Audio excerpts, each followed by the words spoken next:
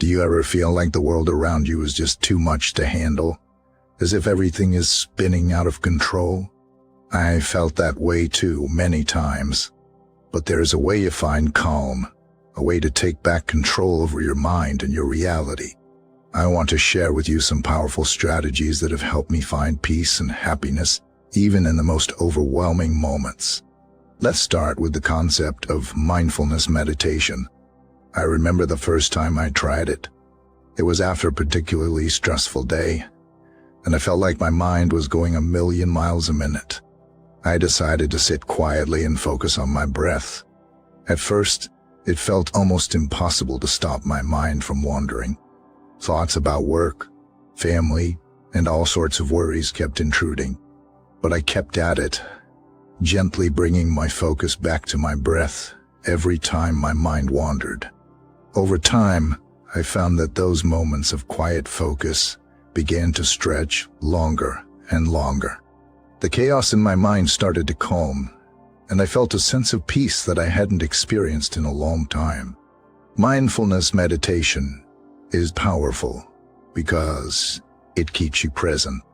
When you focus on your breath, you anchor yourself in the current moment. This practice helps you appreciate the small joys in life that you might otherwise overlook. Maybe it's the warmth of the sun on your face, the sound of birds chirping, or the taste of your favorite meal. These moments become more vivid and meaningful when you are fully present. Building on the idea of mindfulness, let's talk about practicing loving kindness, or metta. This is about sending love and kindness to yourself first, and then extending that love to others.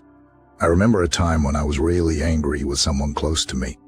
That anger was eating me up inside, making me feel miserable. A friend suggested practicing metta. At first it felt awkward, almost silly, to sit quietly and wish myself well. But gradually, I started to feel warmth and compassion towards myself. Then, I extended those feelings towards my family and friends. The hardest part was sending love to the person I was angry with. But as I practiced, I began to feel a shift. The anger and resentment started to melt away, replaced by a sense of peace and goodwill. Practicing loving kindness transforms your focus from negative emotions to positive ones. It improves your relationships and reduces stress. It's challenging, especially towards those who've hurt you, but consistency is key. Start with someone you easily love and gradually include more difficult individuals.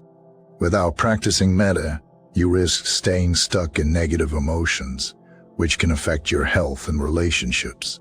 Ultimately, this practice creates a loving heart, benefiting both you and those around you. Now, let's build on this and talk about letting go of attachments.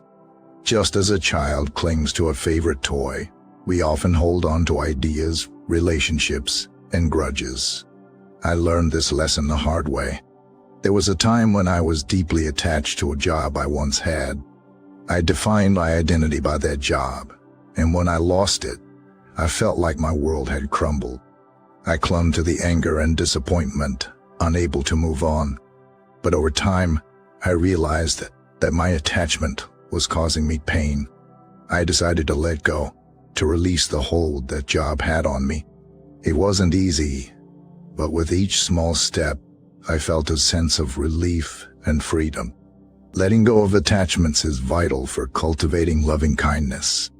Attachment creates an illusion of permanence, leading to disappointment and stress. By letting go, you foster inner happiness and freedom.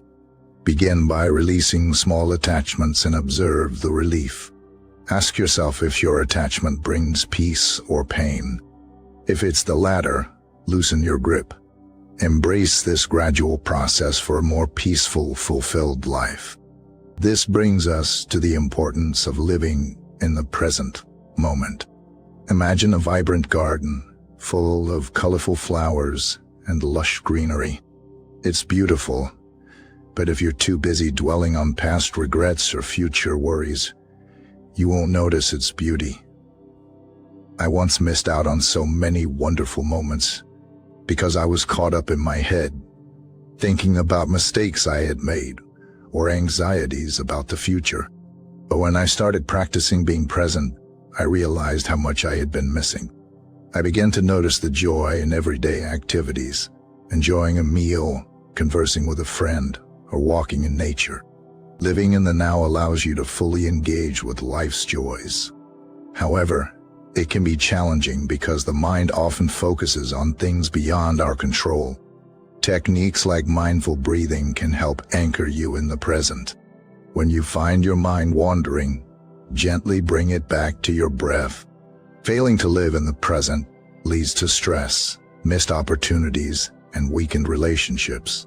Practicing presence enriches life and forms deeper connections. I want you to know that these practices, mindfulness meditation, loving kindness, letting go of attachments, and living in the present moment, are not just abstract concepts. They are powerful tools that can transform your life. They have helped me find peace and happiness, even in those difficult times.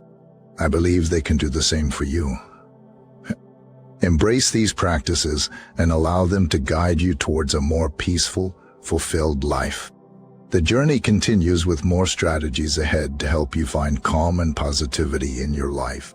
Continuing on this journey of peace and fulfillment, let's delve into one of the most profound teachings of Buddhism, the Noble Eightfold Path.